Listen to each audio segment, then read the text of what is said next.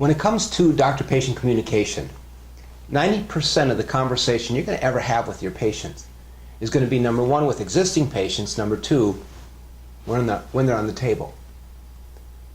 And as we travel the country and we observe doctors conversing with their patients on a day-to-day basis, we find that table talk is virtually non-existent. At its best, it's okay. At its worst, it's actually counterproductive to the patient understanding why they still are coming in for care.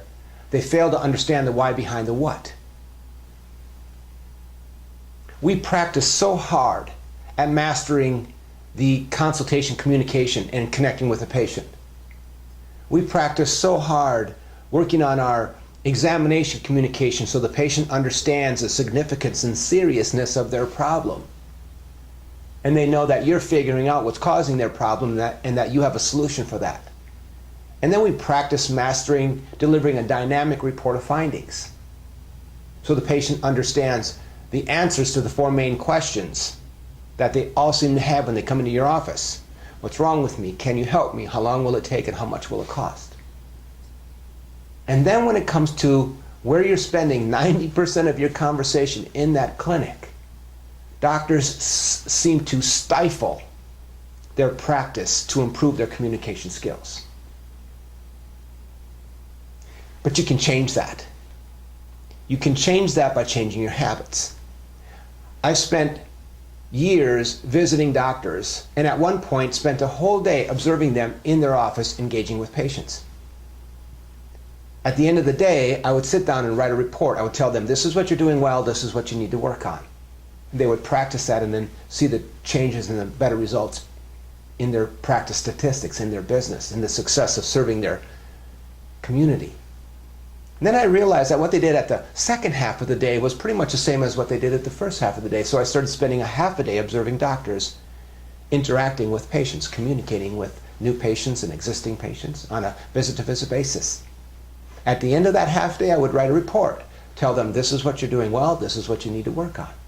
I'd give them that report and they would work on that plan of action and see results. Now, after years of doing this, I know that I can watch any doctor interacting with their patients, 4, 5, or 6 patients, and by watching them with 4, 5, or 6 patients, know how they act 95% of the time in that office. Why? Because we're all creatures of habits. First, we make our habits, and then our habits make us, as Aristotle said. The problem is most doctors have developed bad habits when communicating with patients. And the purpose of this video series, this Table Talk series, is to remind you, to share with you 10 things or 10 tips that will define excellence in the treatment room when treating your patients. And the first one happens to deal with focus.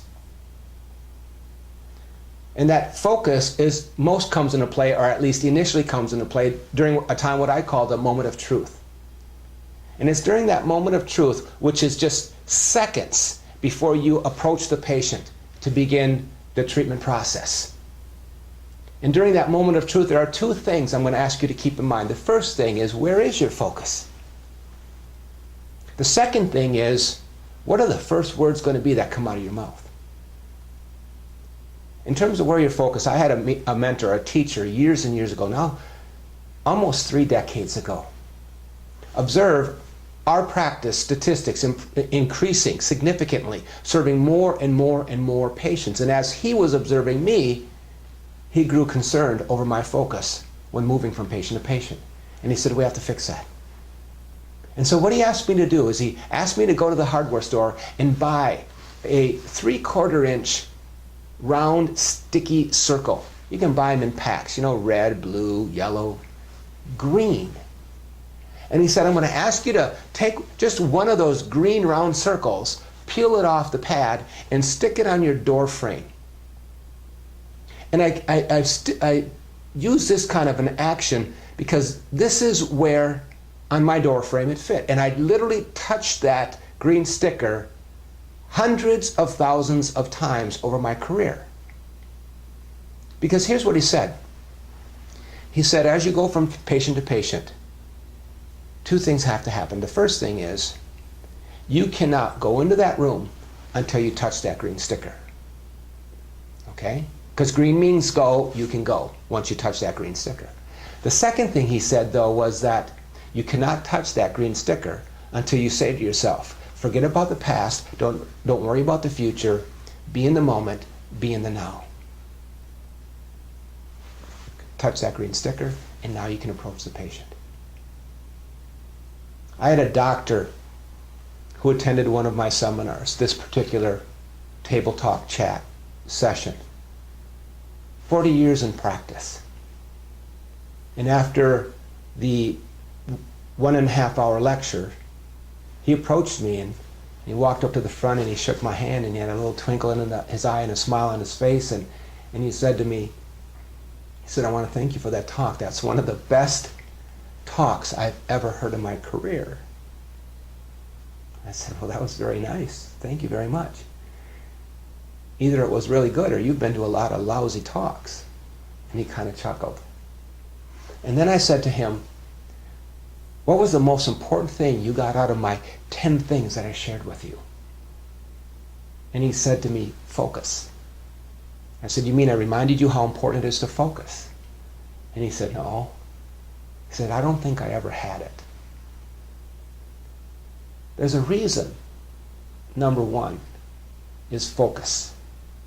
Is because when you have focus with your patients, the energy that you create, the connection opportunity that you create expands to such a reality that seconds with your patient seems like minutes. That minutes seems to go on for a longer period of time because of the quality of that experience. So first recommendation during the moment of truth is number one, have a green sticker. You cannot touch that green sticker until you say to yourself, don't worry about the past, forget about the future, be in the moment, be in the now, touch the green sticker, and that now gives you permission to walk into the room and communicate with your patient to begin the office visit process. The second challenge during your moment of truth is, what are the first words going to be that come out of your mouth? Because if you say things like, well, hi John, how are you doing today? How are you feeling today? How's that back pain doing today? All you really end up doing is sabotaging your practice, because you get patients to focus on their pain instead of the cause of their pain. A much better habit to get into is to get them to focus more on their spine and the physical findings that you're looking for as their doctor, rather than their communication of how they're feeling. How they're feeling is important, but they give you an idea on how they're feeling when they first show up in the office, and your office front desk CA gives them the DC note for them to write down their symptoms, their problems, their concerns, and their rating of that pain, and how it's affecting their daily activities. They already wrote that down when they first showed up, so that when you walk into the treatment room, for you to say, well, how are you feeling today? It's like, well, why did I fill out that DC note? Why did I write that information? Instead of asking the patient how they're feeling, first make a statement like, well, nice to see you again. Is there anything I need to know, Annie, today before I check your spine? Or what's new? Or what's new and different? Come up with anything but how you doing? How are you feeling? How's that back pain? And something really interesting happens is when you ask the patient things like, is there anything I need to know today before I check your spine? The patient has a translator in their brain. They hear the words, but they don't understand the words you're saying, because the interpreter changes them. You may ask the patient, is there anything I need to know today before I check your spine? And the interpreter inside their brain says, he wants to know how you're feeling. You never ask them how you're feeling, how you doing. You ask them about their spine. But they interpret it that you want to know about their pain, because that's how people think when they go see doctors. It's only after about the 10th, 12th, 15th treatment that they actually hear and understand the words you're saying. That when you ask them, is there anything I need to know before I check your spine, they start to actually understand, he wants to know about my spine. Especially when you take that introduction that you use every time with every patient with the ongoing education that you're going to learn from tips number 2 through 9, or tips number 2 through 10. So use great care with the words that come out of your mouth when you first walk into that room. Know how the patient is feeling because you looked for just seconds at the DC note. And you can even compare the DC note on the last visit to the present one to get an idea on how they're trending. So those 2 things related to the moment of truth. Number 1, where's your focus? Number 2, what are the words that come out of your mouth? What are the first words coming out of your mouth when you first approach that patient? Are your words sabotaging your practice? Or are they sending a message to the patient? And one last thing. Not only is it important for you to watch your words coming out of your mouth, but how about when the patient first walks into the office? What's your front desk CA saying to the patient? Is she in the habit of saying, well, how you doing today, Annie? How's that back pain, Annie? Then again, she's sending a message that you focus on pain. Teach her to say different things like, well, welcome back. Nice to see you again, Annie. Well, you're walking better. You look better. Nice to see that smile on your face. Anything to greet the patient when they first walk into the office, but how you doing today? How are you feeling today? And over the next number of tips that we're going to share, we're going to share them point by point or several points in each video so that you can watch these videos, learn from them. And without spending a whole hour, hour and a half watching tips number 1 through 10, you can start to immediately put into practice through discussion with your team how you're going to incorporate these tips so that you can define excellence in the treatment room.